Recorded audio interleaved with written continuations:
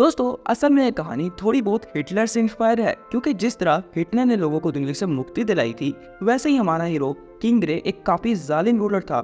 इसने खाली अपनी सेल्फ सेटिस्फेक्शन के लिए कंट्रीज के काफी लोगों को ऐसे ही मार दिया था जैसे इसके लिए कोई चीज ही ना हो। इसलिए गॉड ने देखते हुए उसको एक ऐसी दुनिया में भेजा जहाँ पर उसको अच्छे लोगों को बुरे लोगों से प्रोटेक्ट करना था। फिर एक दिन ऐसा होता है कि ग्रे एक काफी बुरी डिजीज की वजह से मर जाता है, लेकिन मरने के बाद वो एक पैरेलल यूनिवर्स में दोबारा से पैदा हो जाता है, जिधर जब इसकी आंख खुलती है तो वो देखता है कि एक खूबसूरत सी लड़की मुझे पकड़ी हुई है और इसके साथ कोई अंकल भी हैं। और पता नहीं ये लोग मुझे औरता औरता क्यों बुला रहे हैं। वेट अ मिनट, अपनी बॉडी को वो हिला क्यों नहीं पा रहा। और जब औरता देखता है तो भाई साहब ये तो एक छोटा बच्चा था जिसको उसकी अम्मी ने पकड़ा हुआ था, और ये अंकल इसके डैड थे। और इस दुनिया में इसका नाम ऑर्थर है। ये देखकर ऑर्थर भी सोचता है कि भाई साहब मैं किधर फंस गया, लेकिन पीछे से इसका डैड कहता है कि ऑर्थर मैं तुम्हारा डाडा डाडा रैनल्ड हूँ। उसी तरह से इसकी मॉम भी कहती है ऑर्थर मैं तुम्हारी मॉमी मॉमी एलिस हुई। और फिर दोस्तों ऑर्थर के साथ वो होता है जो हर बच्चे के साथ होता है, यानी कि उसका डायपर चेंज। लेकिन जब ऑर्थर का डायपर चेंज हो रहा था तो ऑर्थर सोच रहा था कि भाई मैं किधर फंस गया, मैं तो छोटी सी बॉडी को कंट्रोल भी नहीं कर पा रहा। ये बॉडी तो एक बिल्कुल प्रिजन की तरह है, यानी कि मैं कुछ नहीं कर पा रहा। क्योंकि ऑर्थर एक प्रीवियसली रेस यंग मैन था, तो इसलिए उसको कुछ अपनी यादें आ रही हुई हैं। इसी वजह से ऑर्थर कहता है कि यार चलो ये भी ठीक है, मुझे पता तो है कि मैं कौन हूँ, लेकिन मैं इनके लिए तो इनका बच्चा ही हूँ ना। और फिर एक दिन ऑर्थर अपने डैड को मैजिक करते हुए देखता है, जिधर रेनॉल्ड एक ही पंच में रोप को तोड़ देता है, लेकिन इससे इसको भी चोट लग जाती है, जिसकी वजह से एलिस रेनॉल्ड को हील करने लगती है। ये देखकर ऑर्थर भी सोचता है कि वाह फैसिनेटिंग, यानी कि मैं जिस दुनिया में था उधर तो मैजिक नहीं था, लेकिन वो जगह इस जगह से काफी ज्यादा डेवलप थी। इसी वजह से ऑर्थर अपने मॉम और डैड को देखते हुए कहता है कि मुझे भी मैजिक सीखना होगा, लेकिन मैजिक सीखने के लिए उसे काफी ज्यादा नॉलेज भी एक्वायर करनी होगी। और फिर हमें कुछ सालों बाद का सीन दिखाया जाता है, जिधर ऑर्थर सबसे खतरनाक बच्चा जो बन गया था, क्योंकि ये वो टाइम था जब बच्चा क्रॉल करने और बूबू बाबा से एक नई जबान निकाल लेता है। ये देखकर तो इसकी मॉम और डैड काफी खुश होते हैं, लेकिन भाई साहब इसके दिमाग में तो कुछ और ही चल रहा था, क्योंकि जब भी इसकी मॉम इसको बेड पे सुला कर आती तो ऑर्थर भाई साहब अपने सीक्रेट मिशन के लिए निकल जाते, और वो था बुक्स पढ़ना। यानी कि भाई साहब को बुक्स पढ़ने का शौक था। भाई मैं आपको सीरियसली बताऊं, मुझे आज तक बुक्स से नफरत है, लेकिन लगता है कि आर्थर भाई ने 12th क्लास की साइन थीटा और कॉस थीटा के फॉर्मूले नहीं पढ़े, क्योंकि जिस तरह मैं अपने इंट्रो में जाता हूँ क्या गांड फाड़ू आनी है, तो इसी तरह समझो। और फिर हमें इस दुनिया के बारे में थोड़ा बहुत बताया जाता है। असल में ये कॉन्टिनेंट 3 किंगडम्स में डिवाइड था। द एलिनोर किंगडम जहाँ पर एल्व्स रहते हैं, द डार्क किंगडम जहाँ पर डॉर्फ्स रहते हैं, और आखिर में सेकंड किंगडम जहाँ पर हम जैसे लोग रहते हैं। और फिर ऑथर एक मैजिकल बुक निकाल देता है, जिधर ऑथर को पता चलता है कि मैजिक यहाँ पे किसी माना से कंट्रोल होता है, और माना भी कोई आम माना नहीं, स्पेशल टाइप का माना। और ये इतना रेयर होता है, यानी कि खाली 100 बंदों में से एक बंदे के पास ये माना होता है, जैसे कि इसके मॉम और डैड के पास है। फिर हमें पता चलता है कि मैजिकल पावर 2 तरह की होती हैं, एक ऑगमेंटेड जिससे फिजिकल स्ट्रेंथ काफी बढ़ जाती है, और दूसरी कॉन्जरिंग जिससे इंसान किसी भी तरह का मैजिक कर सकता है, जैसे इसकी मॉम के पास है। और फिर ऑर्थर को गलती से पता चल जाता है कि माना किसी भी इंसान के माना को से जनरेट होता है। तो फिर क्या था, टेक्निक पढ़ने के बाद ऑर्थर वो करता है जो हर बच्चा अपने बचपन में रिमोट कंट्रोल वाली घड़ी के साथ करता है, यानी टेस्टिंग। यानी कि ऑर्थर भाई अपनी बॉडी को यूज करके अपनी बॉडी में से माना को जनरेट कर रहे थे, लेकिन भाई साहब का प्रोसेस कंप्लीट होने ही वाला था कि पीछे से ऑर्थर की इंस्पेक्टर मॉम आ जाती है और आर्थर को बेड से भागने की सजा देती हैं। लेकिन जब उनको आर्थर के टेम्पल से गुलाब जामुनों की स्मेल आती है तो फिर कहते हैं कि लगता है कि ये छोटे नवाब ने कोई वारदात की है, और इसकी सजा देने के लिए ऑर्थर को दिलाने के लिए ले जाती हैं। ये देखकर ऑर्थर भी सोच रहा था कि यार ये बड़ी किसी तरह की जेल से कम नहीं है, इसी वजह से इसको जल्दी से ही मैजिकल पावर सीखनी होंगी। और फिर हमें 2 साल बाद का सीन दिखाया जाता है, और अब ऑर्थर 4 साल का हो गया था। पीछे से ऑर्थर का डैड उसको फाइटिंग स्किल्स की ट्रेनिंग दे रहा था, लेकिन शायद रे को ये नहीं पता था कि ऑर्थर तमाम सोल्जरमैन का बाप है। रे एलिस को कहता है कि एलिस ये देखो मेरा बेटा कितनी अच्छी तलवार चलाता है, लेकिन शायद ये बात एलिस को अच्छी नहीं लगी और वो रे को डांटने लगती है। ये देखकर ऑर्थर भी सोचता है कि यार मैं इन दोनों को पिछले 4 साल से देख रहा हूँ, लेकिन पता नहीं ये क्यों लड़ते रहते हैं। और फिर सीन शिफ्ट होता है और एलिस ऑर्थर को बाजार घुमाने के लिए लेके जाती है, और ऑर्थर ये दुनिया देखकर काफी हैरान हो जाता है, क्योंकि ये दुनिया उसकी दुनिया से काफी अलग थी। और ऑथर सोचता है कि मैंने जो जिंदगी गुजारी थी शायद वो ऐसी तो नहीं थी, क्योंकि दोस्तों ऑथर एक अनाथ था जिसने अपनी सारी जिंदगी अपने माँ बाप के अलावा गुजारी। और फिर सीन शिफ्ट होता है और हमें कुछ दिन आगे का सीन दिखाया जाता है जिधर रे अपनी डेली रूटीन की ट्रेनिंग कर रहा था। ट्रेनिंग करते हुए एलिस ऑथर से कहती है कि ऑथर, आज तुम अपने फादर की रियल स्ट्रेंथ देखोगे। फिर रे अपनी ऑगमेंटिंग स्किल शो करता है। ये देखकर ऑथर भी हैरान हो जाता है, कहता है कि क्या बात है डैड की। ये बोलकर एलिस ऑथर को दोबारा से सुनाने के लिए ले जाती है। लेकिन भाई साहब, ऑथर को तो बुक्स पढ़नी थी क्योंकि उसने मैजिक जो सीखना था, और अपनी मॉम से जिद करने लगता है, मामा मामा इधर इधर।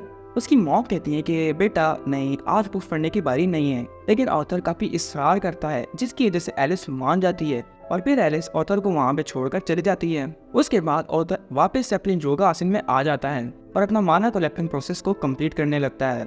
और फिर एक टाइम आता है जब हद से ज्यादा माना इकट्ठा हो जाता है और एक बहुत बड़ा धमाका होता है जिससे एलिस और रे भी भागकर अंदर आते हैं और ये देखकर वो भी हैरान हो जाते हैं कि ऑथर ने अपना माना इतनी कम उम्र में कलेक्ट कर दिया। रे बोलता है कि लगता है कि हमारा लड़का बड़ा हो गया है, इसके हाथ पीले करके शादी करा दो।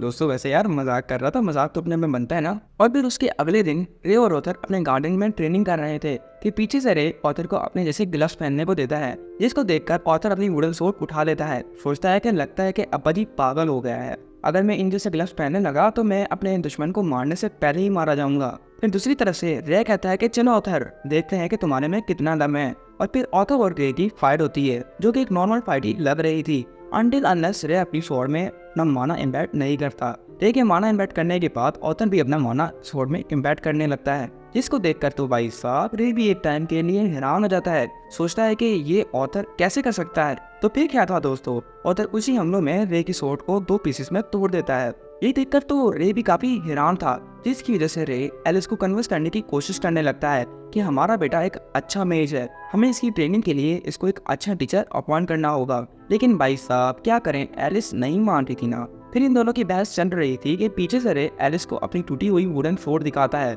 जिसको देखने के बाद एलिस फिर भी नहीं मानती। फिर दूसरी तरफ से ऑथर इनकी फाइट देखकर काफी पक चुका था, कहता है कि क्यों ना आप दोनों मेरे साथ चलो। ये सुनकर एलिस एग्री जाती है और ये भी काफी खुश होता है। फिर हमें अगले दिन रे और एलिस के कुछ ग्रुप मेंबर को दिखाया जाता है जिनके साथ रे और एलिस पहले फाइट लड़ा करते थे। और फिर ऑथर अपना इंट्रोडक्शन कराता है, जिसके बाद बाकी सारे हीरोज भी एक एक करके अपना इंट्रोडक्शन देते हैं। जिधर इस बंदे का नाम एडम था और इस आंटी का नाम एंजेलिना रोज। लगता है ना राइटर ने रात को कोई इंग्लिश फिल्म देखी थी जिसकी वजह से इसका नाम एंजेलिना डाला था। लेकिन मुझे एक बात बताओ कि मैं इसको आंटी क्यों कह रहा हूँ। फिर इस स्कूल बंदे का नाम रेडल, इस लड़की का नाम जैस्मीन और आखिर में इस आंटी का नाम हेलन था। फिर ये लोग 2 सांडों को लेकर अपना सफर शुरू करते हैं। ऑथर रास्ते में सोच रहा था कि इस दुनिया में लोग कितने गरीब हैं, लेकिन मेरे पिछली दुनिया में तो लोग ऐसे नहीं थे, वो काफी अमीर थे।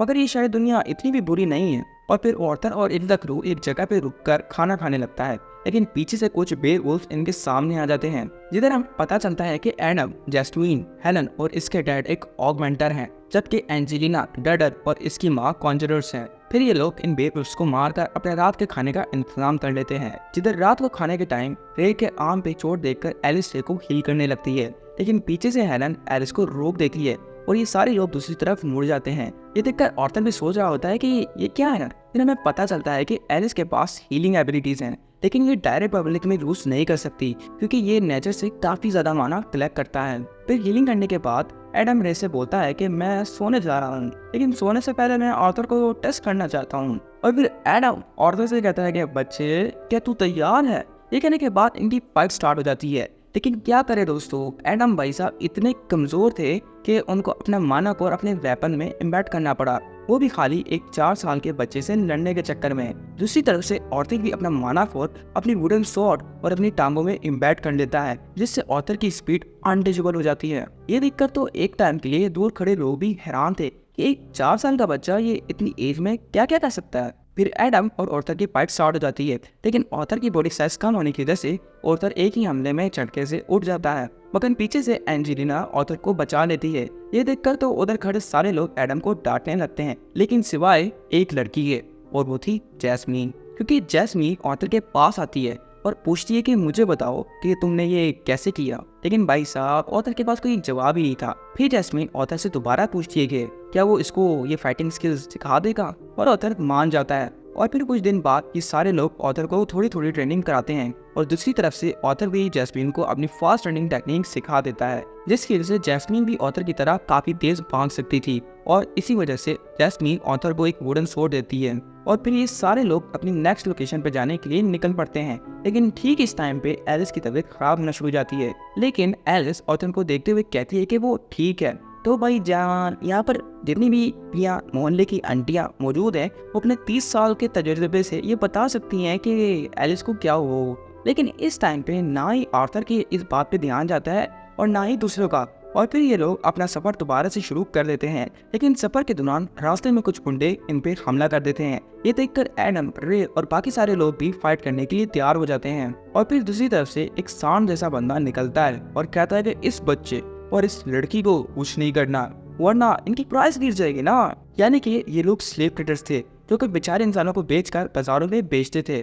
फिर इन लोगों की इन गुंडों से फाइट स्टार्ट हो जाती है और बाकी सारे लोग भी ठीक ही लड़ रहे होते हैं। लेकिन अगर बात की जाए स्ट्रेंथ की तो रे का ग्रुप काफी स्ट्रॉन्ग था, लेकिन अगर बात की जाए नंबर्स की तो वो गिनती में काफी ज्यादा थे। और फिर आहिस्ता आहिस्ता ये लोग भी थकना शुरू हो जाते हैं। दूसरी तरफ से वो सांडा रे को एक ट्रेनिंग कार्ड पे जोर से फेंकता है, जिसकी वजह से रे काफी जख्मी हो जाता है। ये देखकर तो एलिस और ऑथर भी वहाँ पे आ जाते हैं। एलिस कहती है कि तुम्हें चोट लगी है रे, एक काम करो तुम जल्दी से मेरे पास आ जाओ, मैं ही ठीक कर देती हूँ। लेकिन रे मना कर देता है, कहता है कि अगर तुमने यहाँ पे अपनी पावर शो की तो काफी मसला हो जाएगा, क्योंकि हो सकता है कि फिर हर कोई तुम्हारे पीछे लग जाए। रे ऑथर को कहता है कि ऑथर तुम अपनी मामा को लेकर यहाँ से चले जाओ और वादा करो कि तुम इनका ख्याल रखोगे।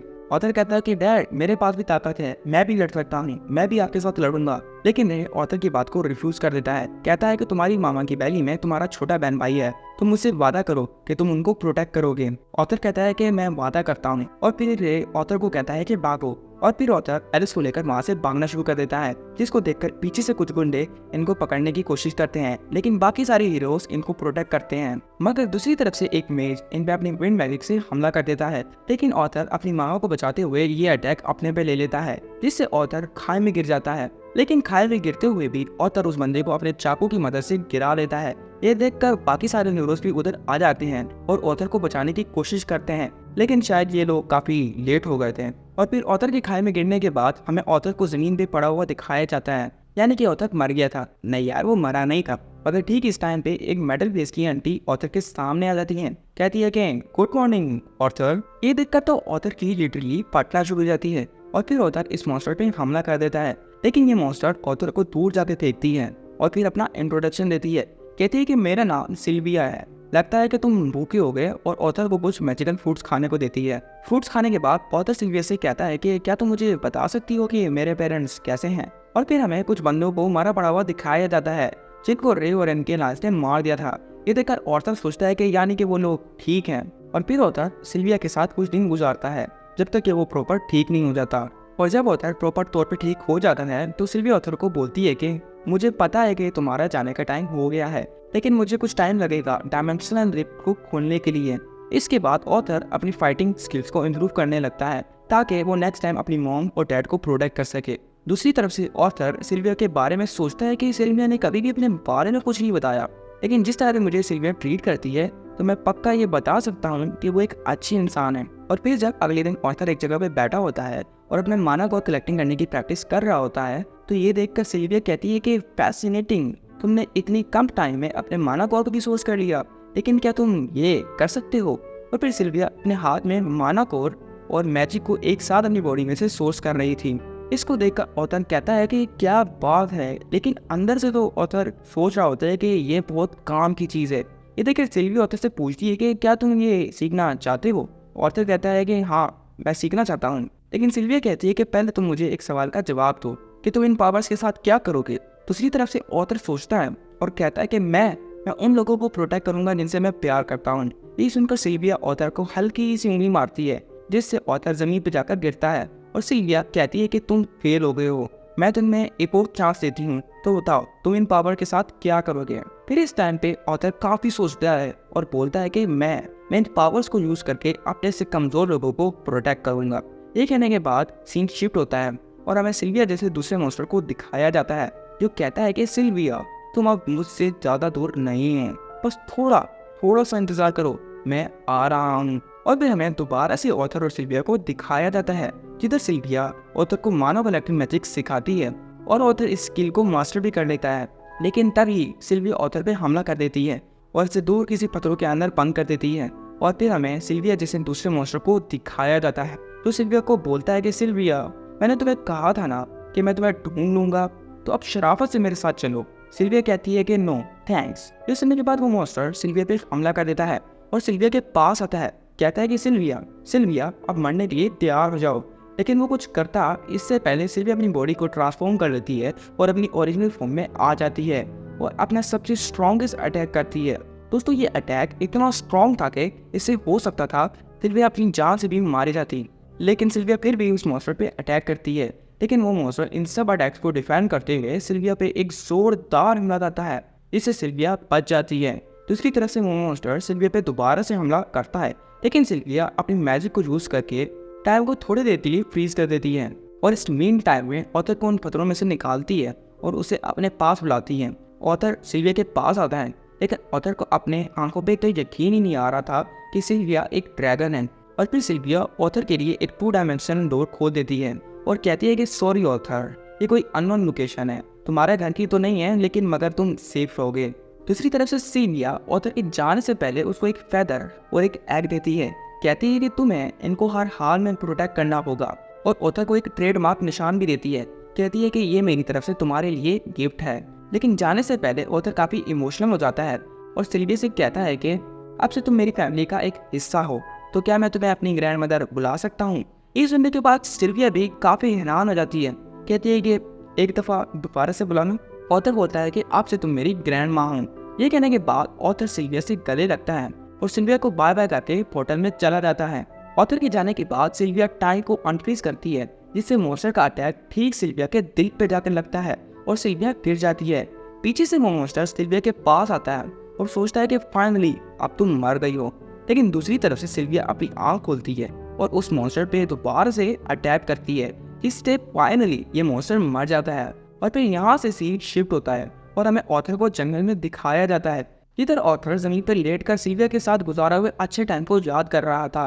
लेकिन पीछे से झाड़ियों में से किसी लड़की की चीखने की आवाज आती है। ये सुनकर ऑथर सोचने लगता है कि इस जगह पे इसके अलावा भी काफी ज्यादा लोग हैं। और फिर ऑथर एक बड़ी सी जफ लगाकर दरख्त पे चढ़ जाता है, जिधर ऑथर की नजर कुछ स्लेव ट्रेडर्स पे पड़ती है। जिधर स्लेव ट्रेडर में से एक बंदा बोलता है कि बॉस, आज का दिन तो बहुत अच्छा है, आज तो एक एल्फ हाथ में आई है, इसको तो मार्केट में बेचने से काफी ज्यादा पैसा मिलेगा। फिर बॉस कहता है कि हाँ तू सही कह रहा है, इसको बेचकर हम माला माल हो जाएंगे, लेकिन अभी यहाँ से निकलो वरना कोई हमें देख लेगा। और फिर वो बंदे एल्फ को गाड़ी में डालकर वहाँ से चले जाते हैं। ये सब देखने के बाद ऑथर को सिल्विया से किया हुआ वादा याद आता है कि उसे अपने से कमजोरों की मदद करनी है। तो फिर याद आता दोस्तों, ये किसी तो कितनी दास की तरफ ये पागल को गुंडों से बचाने के लिए इनका पीछा करता है, जिधर ये सारे गुंडे एक जगह पर बैठे हुए थे। और फिर ऑथर इस मीन टाइम में अपने दिमाग को यूज करते हुए रात में हमला करने का फैसला करता है। और फिर जैसे ही रात होती है, ऑथर की नजर फॉरेस्ट फोर्स पर पड़ती है, जो किसी मैजिकल स्पेल से इन गुंडों के ऑर्डर्स मारने में मजबूर हुए हुए थे।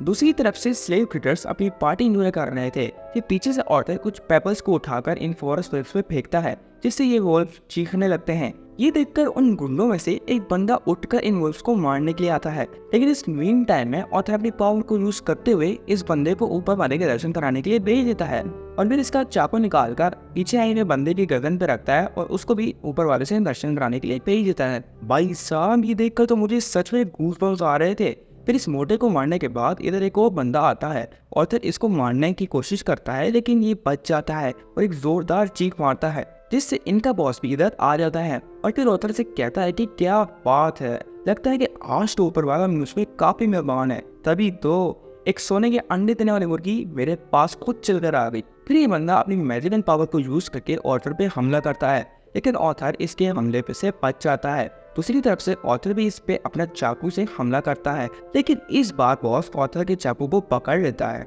और ऑथर को एक लात मारता है, जिससे ऑथर दूर जाकर गिर जाता है। और फिर बॉस ऑथर के पास आता है और इसको उठाकर उल्टा लटका देता है, लेकिन ऑथर तो एक कॉम्बैट फाइट का मास्टर था, जिसकी वजह से ऑथर अपना फायर मैजिक को यूज करके इसके पाँव पे फायर अटैक करता है और बॉस दर्द के मारे चीखने लगता है। इस चीज का फायदा उठाते हुए ऑथर अपने चाकू से बॉस में हमला करता है, जिससे बॉस मर जाता है। और फिर दूसरी तरफ से ऑथर जो बंदा बच गया था उसका भी काम तमाम करता है और फिर एंड के पास जाता है और उसकी आंखों से पट्टी खोलता है और कहता है कि क्या तुम ठीक हो। लेकिन हाँ यार, मैं इसका नाम तो बताना भूल ही गया। असल में इसका नाम टेसिया है। और फिर टेसिया और ऑथर गार्ड में से निकलते हैं, जिधर ऑथर जितने भी मरे हुए गुंडे थे उनको कवर करने लगता है। टेसिया इसके पास आती है और टेसिया पूछती है कि इन लोगों को क्या हुआ। ऑथर कहता है कि कुछ नहीं, इनके साथ बस छोटा सा एक्सीडेंट हुआ था, लेकिन तुम अब फिक्र ना करो, तुम अब सेफ हो। तो फिर क्या था, हमारा लौंडा उधर से एक कैंपिंग बैग उठाकर कहता है कि आपसे मिलकर काफी अच्छा लगा, गुड बाय। ये सुनकर टेसिया ऑथर का हाथ पकड़ लेती है और रोते रोते कहती है कि प्लीज मुझे यहाँ पे अकेला छोड़कर मत जाओ। ऑथर कहता है कि मैंने अपनी फैमिली के पास जाना है, ऐसे ही मैंने सुना है कि एल्फ जंगल में काफी खुशी आती हैं। टेसिया कहती है कि क्या आप पागल हो गए हो, तुम एक बेचारी सी लड़की को इस जंगल में अकेला छोड़ के चले जाओगे। तो फिर क्या था, लड़की जो बोले तो फिर वो करना पड़ता ना यार। दूसरी तरफ से ऑथर टेसी से उसका घर का रास्ता पूछता है। टेसिया बताती है कि वो इस डायरेक्शन में है। फिर पीछे से फॉरेस्ट बर्ड की आवाज आती है तो ऑथर कहता है कि लगता है कि मुझे इसको मारना पड़ेगा। और लेकिन शायद टेसी को ये नहीं लगता था, क्योंकि टेसिया कहती है कि चलो इनको आजाद कराते हैं। ऑथर कहता है कि ये हम पे हमला भी कर सकते हैं। दूसरी तरफ से टेसिया कहती है कि ये कुछ नहीं करते। और ये कहने के बाद टेसिया फॉरेस्ट बर्ड को आजाद करा देती है और फॉरेस्ट बर्ड भी चुपचाप यहाँ से चले जाते हैं। और फिर हमें कल सुबह का सीन दिखाया जाता है। इधर ऑथर टेसिया के लिए कुछ खाने के लिए बना रहा होता है, पर ऑथर टेसिया से कहता है कि तुमने अभी तक कुछ नहीं खाया तो खा लो, क्योंकि आपने काफी दूर जाना है। फिर खाने खाने के बाद टेसिया पूछती है कि वैसे तुम यहाँ पे क्या कर रहे थे। ऑथर बोलते हैं कि मैं भी तुम्हारी तरह अपने पेरेंट्स से अलग हो गया हूँ। ये सुनने के बाद वो लोग दोबारा से अपना सफर शुरू कर देते हैं। ये सोचकर टेसिया भी दुखी होती है और फिर हमें रात को टेसिया और ऑथर को दिखाया जाता है, जिधर ऑथर टेसिया को कहता है कि तुम जाकर सो जाओ, लेकिन टेसिया इनकार कर देती है,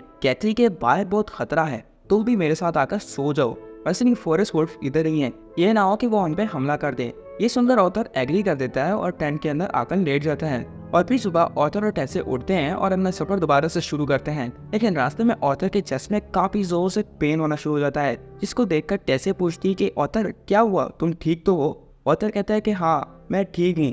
लेकिन फिर भी टेसिया ऑथर के लिए कुछ जड़ी बूटियां लाने के लिए चली जाती है। टेसिया के जाने के बाद ऑथर सोच रहा होता है कि ये दर्द कुछ टाइम से काफी ज्यादा मेरे मानक में होने लगा है और जिस तरह टाइम गुजरता जा रहा है इस दर्द की इंटेंसिटी बढ़ती जा रही है। फिर ऑथर एक दरख्त के नीचे बैठा हुआ था कि दूसरी तरफ से वो ही फॉरेस्ट वुल्फ ऑथर को खाने के लिए आ जाते हैं। नहीं यार, मजाक कर रहा हूँ। असल में ये फॉरेस्ट वुल्फ ऑथर के लिए कुछ खाने के लिए लाए थे, जिसको देखकर टेसी भी काफी खुश होती है और ऑथर से कहती है कि लगता है कि ये हमारा शुक्रिया अदा कर रहे हैं। फिर रात को ऑथर और टेसिया जंगल में बैठकर इस पिगी के बच्चे को खा रहे थे, जिधर टेसिया ऑथर को कुछ मशरूम देती है। कहती है कि मुझे हाथ तो नहीं मिले, लेकिन मुझे मशरूम मिल गए। वैसे भी एलिनोर की लड़कियां हर वक्त ये मशरूम खाती रहती हैं, लेकिन शायद ये मशरूम ऑर्थर को नहीं खाने चाहिए थे, क्योंकि इनको खाने के बाद ऑर्थर का पेट खराब हो जाता है और ऑर्थर को पोटियां लग जाती हैं। और फिर अगले दिन ऑर्थर इस खराब पेट के साथ टेसिया के साथ जंगल से गुजर रहा था कि टेसिया ऑर्थर को बोलती है कि ऑर्थर, क्या मैं तुम्हें आड़ बुला सकती हूँ? वैसे भी हम काफी टाइम से साथ हैं और तुम मेरे अच्छे दोस्त भी बन गए हो। दूसरी तरफ से ऑथर टेसिया की टांग खींचते हुए कहता है कि क्यों नहीं माय रॉयल प्रिंसेस, वैसे भी मुझे गरीब देश के गरीब लड़के के लिए ये ऑनर की बात होगी कि आप जैसे लोग मुझे आर्ट बुलाएं। दूसरी तरफ से टेसिया बुरा सा मुंह बनाकर ऑथर से कहती है कि चुप करो, जब भी मैं तुम्हें अच्छे ट्रीट करने की कोशिश करती हूँ तुम हमेशा यही करते हो। और टेसिया बुरा सा मुंह बनाकर वहाँ से चली जाती है। टेसिया के जाने के बाद ऑथर को अपनी कुछ पास्ट मेमोरीज याद आती हैं, जिधर उसके कोई फ्रेंड नहीं था। दूसरी तरफ से टेसिया को जंगल में एक 2 डायमेंशनल गेट दिखता है और ऑर्थर को बुलाती है कि मुझे कुछ मिला है। पीछे से ऑर्थर कहता है कि लगता है कि महारानी को दोबारा से कुछ मच्छर, दरख्त और हो सकता है कोई लकड़ी का पेड़ दिख गया हो। लेकिन जब ऑर्थर उधर जाकर देखता है तो वो एक 2 डायमेंशनल गेट था जो डायरेक्ट एलिनोर को ह्यूमन वर्ल्ड से कनेक्ट करता था। फिर टेसिया गेट के अंदर जाने लगती है और ऑर्थर को बोलती है कि तुम भी मेरे साथ आ जाओ। तो फिर क्या था यार, लड़की बोले तो जाना भी पड़ता है ना। और फिर हमें एलिनोर किंगडम दिखाया जाता है, जिधर जाने के बाद ऑर्थर को उधर के लोकल गार्ड्स ने पकड़ लिया था और जब ऑर्थर टेसिया से मदद मांगता है तो वो कुछ नहीं करती। और फिर दोस्तों मुझे ये वाली मीम याद आती है,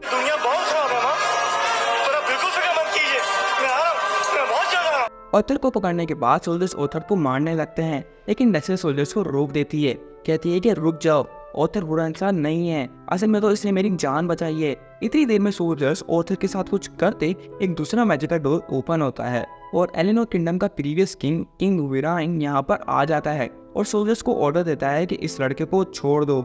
लेकिन हाँ दोस्तों, मैं आपको एक बात बताना तो भूल ही गया कि असल में ये जो प्रीवियस किंग है वो टेसिया का ग्रैंडफादर है और टेसिया एलिनोर की प्रिंसेस है। लेकिन जब ये बात ऑर्थर को पता चलती है तो उसके तो लिटरली तोते उड़ गए थे। इसलिए टेसी से पूछता है कि क्या तुम प्रिंसेस हो। ये देखकर तो विरान भी काफी हैरान था कि इस इंसान के बच्चे को ये नहीं पता था कि टेसी एक प्रिंसेस है। और फिर दोस्तों दूसरी तरफ से टेसी के पेरेंट्स इधर आ जाते हैं, यानी एलिनोर के करंट किंग और क्वीन। और जब किंग की नजर ऑर्थर पर पड़ती है तो किंग कहता है कि ये इंसान का बच्चा यहाँ पर क्या कर रहा है गार्ड्स। विरान कहता है कि इनको मैंने रोका है। दूसरी तरफ से टेसी भी विरान का साथ देती है और बोलती है कि फादर ऑर्थर ने मेरी जान बचाई है और वो मेरा लाइफ सेवियर है, तो क्या हमें उसको अपने पैलेस में इन्वाइट नहीं करना चाहिए। लेकिन पहले तो किंग मना करता है, मगर फिर अपनी प्यारी बेटी के हाथों मजबूर होकर ऑर्थर को पैलेस में एंट्री दे देता है। फिर टेसिया और ऑर्थर पैलेस चले जाते हैं, जिधर टेसिया अपनी मेड से कहती है कि ये आर्थर है और इसका मेरे से ज्यादा ख्याल रखना। ये देखकर तो इवन मेड्स भी काफी हैरान थी कि ये इंसानी बच्चा यहाँ पर क्या कर रहा है। और फिर कुछ टाइम बाद हमें आर्थर और टेसिया को खाने की ड्रेसिंग टेबल पे दिखाया जाता है, जिधर टेसी की मॉम, डैड और ग्रैंडफादर भी मौजूद थे। फिर किंग अपना इंट्रोडक्शन कराता है, कहता है कि मैं टेसिया का बाप किंग आर्दुइन और ये टेसिया की माँ क्वीन मिरियल है। और दूसरी तरफ से रायन भी अपना इंट्रोडक्शन देता है। इसको देखकर आर्थर भी अपनी रीस पर बैठ जाता है और फिर अपना इंट्रोडक्शन देता है, क्योंकि आर्थर भी एक प्रीवियसली रेस किंग था, तो वो जानता था कि एक किंग से कैसे बात की जाती है। ये देखकर किंग काफी हैरान होता है, कहता है कि एक गरीब घर के रहने वाला गरीब बच्चा इतनी तमीज जानता है, यानी कि तुम्हारे पेरेंट्स ने तुम्हें काफी अच्छी एजुकेशन दी है। और फिर ऑथर इनको सारा किस्सा कहानी A to Z सुनाता है कि कैसे टेसिया किडनैप हुई और फिर इसने कैसे इन शक्तिमान के हीरो की तरह अपनी जान पे खेलकर टेसिया को उन गुंडों से बचाया। इसको सुनने के बाद पहले तो किसी को यकीन नहीं आता कि कैसे एक बच्चा उन गुंडों को मार सकता है और उनसे लड़ सकता है। लेकिन जब ऑथर इनको बताता है कि वो एक मेज है और वो लड़ना जानता है, तो फिर टेसिया भी ऑथर का साथ देती है, कहती है कि वो स्लेव ट्रेडर इसको बेचने की बात कर रहे थे। और फिर ये कहने के बाद थोड़ा सा सीन इमोशनल हो जाता है, लेकिन आर्डविन फाइनली ऑथर की बात पर यकीन कर लेता है। फिर ऑथर किंग से टेसी को यहाँ पर सही सलामत लाने के बदले में फेवर मांगता है, कहता है कि क्या आप मुझे मेरे घर छोड़ देंगे। लेकिन एल्फ और ह्यूमन की जंग की वजह से पहले तो किंग इनकार कर देता है, लेकिन जब वो ये शक्ल देखता है तो फिर उसको मजबूरन अपना फैसला चेंज करना पड़ता है। और फिर किंग ऑर्थर को बताता है कि जिस गेट से तुम इंटर हुए थे वो हर 7 साल में एक बार 3 किंगडम्स के किंग की मीटिंग के वक्त खुलता है, जिसका मतलब ये है कि तुम्हें अगले 5 साल तक इंतजार करना पड़ेगा। लेकिन हाँ, तुम इतने टाइम के लिए यहाँ पर तो नहीं रह सकते, जिसकी वजह से मैं कल एक कॉन्वॉय निकालूंगा जो तुम्हें तुम्हारे घर इजीली से पहुंचा देगी। और फिर ऑर्थर की चेस्ट में दोबारा से पेन होना शुरू हो जाता है, जिसको देखकर किंग ऑर्थर से कहता है कि तुम जाकर अभी रेस्ट करो। रेस्ट करने के बाद रात को ऑर्थर पैलेस में घूम रहा था कि पीछे से टेसिया भी उधर आ जाती है, जिसको देखकर ऑर्थर और टेसिया बातें करने लगते हैं। फिर ऑर्थर टेसिया से पूछते हैं कि क्या उसके पेरेंट्स भी तुम्हारे पेरेंट्स की तरह उसके मिलने पे ऐसे ही खुश होंगे कि नहीं, क्योंकि मेरी फैमिली पे जो अटैक हुआ था वो मेरी वजह से हुआ था। तो फिर क्या था दोस्तों, टेसिया ऑर्थर का सर पकड़कर जोर जोर से खिलाने लगती है। ऑर्थर बोलता है कि अब क्या वो महारानी साहिबा। टेसिया कहती है कि ऑर्थर क्या तुम पागल हो गए हो, तुम्हारे पेरेंट्स भी तुम्हें देखकर ऐसे ही खुश होंगे जैसे मेरे पेरेंट्स हुए थे। ऐसे नहीं अगर तुम वहाँ पर गए तो मैं तुम्हें वैसे ही याद करूंगी जैसे इस टाइम पे तुम्हारे पेरेंट्स तुम्हें याद कर रहे हैं। लेकिन दोस्तों मुझे एक बात तो बताओ कि इस सीन में फायरफ्लाइज कहाँ से आ गई यार। ये आजकल के रैटर लोग भी काफी हरामी है, यानी कि जहाँ पर कुछ नहीं पूछता वहाँ पे भी कुछ घुसा ही देते हैं। और इन फायरफ्लाइज को देखकर ऑर्थर को अपने मॉम और डैड की यादें आने लगती हैं कि पीछे से टेसिया पे एक जोरदार हमला होता है, लेकिन ऑर्थर इसको इजीली डिफेंड करके टेसिया को बचा लेता है। और फिर ऑर्थर अपने मैजिक को यूज करके इस बंदे पे हमला करता है, और ये बंदा और कोई नहीं बल्कि टेसिया का ग्रैंडफादर विराइन था। ये देखकर टेसिया भी काफी हैरान होती है और कहती है कि दादाजी आप। तो फिर क्या था दोस्तों, अपना लुंडा जोर से बोलता है कि विराइन तुम अपनी ग्रैंड डॉटर्स पे कैसे हमला कर सकते हो। तो विराइन कहता है कि जरा एक दफा देखते लो कि मैंने किस चीज से हमला किया है।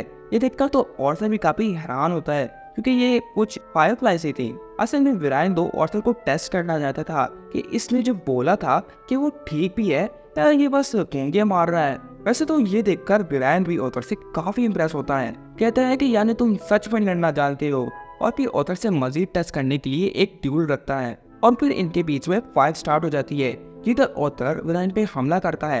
लेकिन विराइन ऑर्थर के सारे अटैक्स को डिफेंड करते हुए ऑर्थर पे एक जोरदार हमला करता है, जिससे ऑर्थर की तलवार टूट जाती है। और फिर ऑर्थर अपने मैजिक को यूज करते हुए विराइन पे हमला करता है, लेकिन वरैन ये सारे अटैक्स को डॉज कर लेता है, लेकिन ऑर्थर किसी न किसी तरह वरैन के सर पे मारने में कामयाब हो जाता है, जिसको देखकर वरैन भी ऑर्थर से काफी इंप्रेस होता है और ऑर्थर को अपना स्टूडेंट बनाने के लिए ऑफर देता है। ये सुनकर ऑर्थर कहता है कि मैं आपका स्टूडेंट कैसे बन सकता हूँ, ऐसे भी मैंने अपने पेरेंट्स को इन सब चीजों के बारे में कुछ नहीं बताया। वरैन कहते हैं कि मेरे पास एक हल है जिसे तुम अपने पेरेंट्स को इन्फॉर्म कर सकते हो कि तुम ठीक हो। पीछे से ऑर्थर आगे कुछ बोलता ही इसके चेस्ट में दोबारा से पेन होना शुरू हो जाता है, जिसको देखकर वरैन बोलता है कि मुझे लगता था कि तुम अपनी बीस्ट व्हील को अपनी बॉडी में इनहेरिट कर लिया है। इसका साफ साफ ये मतलब है कि बच्चे, या तो तुम मेरा स्टूडेंट बन या तुम मर जाओ। उसके बाद ऑर्थर बेहोश हो जाता है और अपने ख्वाब में अपनी बीस्ट व्हील को देखता है, जिसको देखने के बाद ऑर्थर डर के मारे उठ जाता है। दूसरी तरफ से टेसी भी इधर आ जाती है, कहती है कि हम ट्रेनिंग के लिए काफी लेट हो रहे हैं, दादाजी नीचे इंतजार कर रहे हैं। तो फिर क्या था दोस्तों, ऑर्थर और टेसिया ट्रेनिंग करने के लिए वरैन के साथ कार में बैठकर चले जाते हैं, लेकिन ट्रेनिंग करने से पहले वरैन ऑर्थर को अपने क्लोज फ्रेंड के पास ले जाता है, जिधर से ऑर्थर अपने पेरेंट्स से मिलकर बात कर सकता था।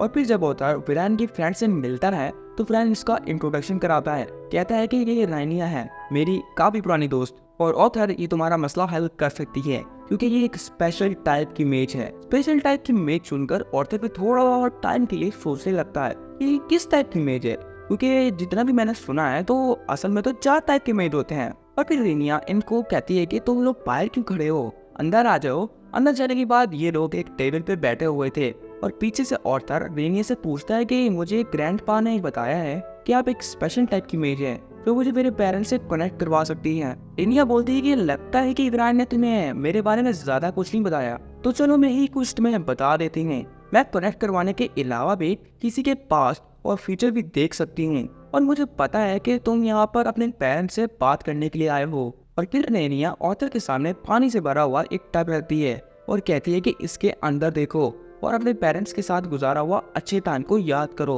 और ये कहने के बाद अपना मैजिक स्पेल पढ़ने लगती है। फिर सीन शिफ्ट होता है और हमें रे और एरिस को दिखाया जाता है, जो ऑर्थर के मरने की वजह से काफी दुखी थे। और फिर हमें पता चलता है कि ऑर्थर के खाई में गिरने के बाद ये सारे लोग कंट्री की कैपिटल में चले गए थे ताकि एक नई जिंदगी गुजार सकें। लेकिन ये लोग ऑर्थर को याद करके काफी दुखी थे कि पीछे से ऑर्थर की आवाज आती है। ऑर्थर कहता है कि मामा, पापा, ये मैं हूँ ऑर्थर, मैंने आपको बताना था कि मैं ठीक हूँ और मैं आप लोगों से एक काफी स्पेशल टाइप की मैजिक से बात कर रहा हूँ। पापा, मामा, आप लोग मेरी वजह से परेशान ना हों। यह बात सुनकर एलिस और रे को थोड़ी देर के लिए हौसला मिलता है और दूसरी तरफ से ऑर्थर बोलता है कि पापा, मामा, आप लोग मेरी वजह से परेशान मत हो और अपने आप को इन सब चीजों का ब्लेम भी मत करें। वैसे अगर मैं भी आपकी जगह होता तो मैं भी यही करता। ये कहने के बाद ऑर्थर रे और एलिस को कहता है कि मुझे पता नहीं है कि मैं आप लोगों से कब मिलूंगा, लेकिन मैं कोशिश कर रहा हूँ कि मैं आप लोगों से जल्दी मिलूं, तो तब तक के लिए अपना ख्याल रखना। ये कहने के बाद ऑर्थर रोने लगता है और फिर हमें अगले दिन का सीन दिखाया जाता है, जिधर टेसिया और गुनाइट ऑर्थर को मनाने की कोशिश कर रहे थे कि ऑर्थर इनका कोई दुश्मन नहीं है, तो प्लीज इसके साथ वैसे ही सलूक करो जैसे वो डिजर्व करता है। लेकिन ऑर्थर कहता है कि अगर कुछ भी गलत हुआ तो इन सब चीजों का रिस्पॉन्सिबिलिटी कौन लेगा। तो फिर क्या था दोस्तों, दादाजी अपना हाथ खड़ा करते हैं और कहते हैं कि जज साहब, इन सब चीजों की रिस्पॉन्सिबिलिटी मैं लूंगा। सर दोस्तों, मजाक कर रहा हूँ। ब्रायन कहता है कि मैं ऑर्थर की रिस्पॉन्सिबिलिटी लूंगा, जिसको देखकर ऑर्थर भी मान जाता है और फिर ऑर्थर और मैरियल ऑर्थर से अपने बुरे सलूक के लिए माफी मांगते हैं। और ठीक इस जगह पे ये सीन कट हो जाता है और फिर हमें टेसी और ऑर्थर को दिखाया जाता है जो कि एलिनोर के सबसे बड़े बाजार में घूम रहे थे। असल में टेसिया ऑर्थर को एलिनोर किंगडम घुमाने के लिए लाई थी, जिधर ये लोग भाग रहे थे, लेकिन भागते भागते ऑर्थर की टक्कर फेरिट से हो जाती है, जो कि ऑर्थर को देखकर कहता है कि ए इंसानी बच्चे, जरा ध्यान से, वरना तेरे गंदे जम्स मेरे कपड़ों को लग जाएंगे। ये सुनने के बाद टेसिया ऑर्थर से कहती है कि ऑर्थर, लगता है कि हमें यहाँ से चलना चाहिए। लेकिन पीछे से फेरिट कहता है कि माय रॉयल प्रिंसेस, मैं फेरिट लेवान में, मुझे भी थोड़ा मौका दें आग की खिदमत करने के लिए। ये सुनने के बाद ऑर्थर फेरिट के मजे लेते हुए कहता है कि क्या तुम फेरिट लरिसार हो।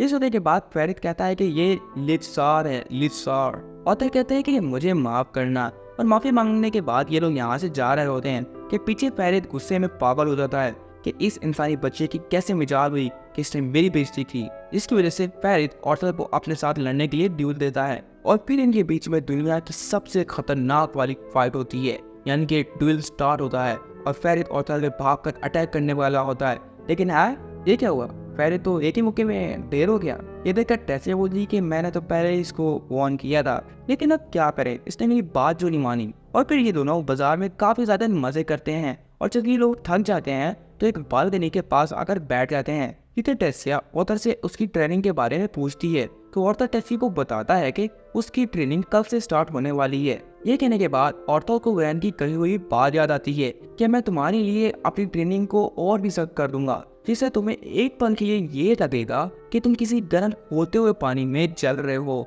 लेकिन इस ट्रेनिंग की वजह से तुम्हारी बॉडी में काफी सिग्निफिकेंट रिजल्ट देखने को मिलेंगे। तो अब तुम मुझे बताओ कि क्या तुम मेरी ट्रेनिंग करना चाहते हो कि नहीं। और ऑर्थर हाँ कह देता है और हाँ कहने के बाद ऑर्थर की ट्रेनिंग स्टार्ट हो जाती है। लेकिन दोस्तों मैं आपको एक बात बताना तो भूल ही गया कि ये पार्ट इधर ही खत्म हो जाता है।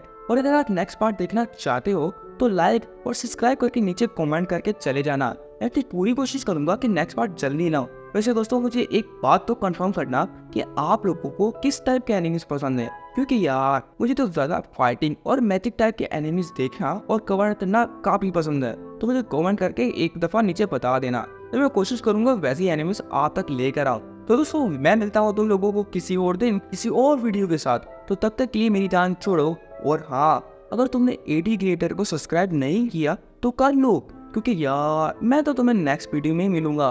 तो बाय।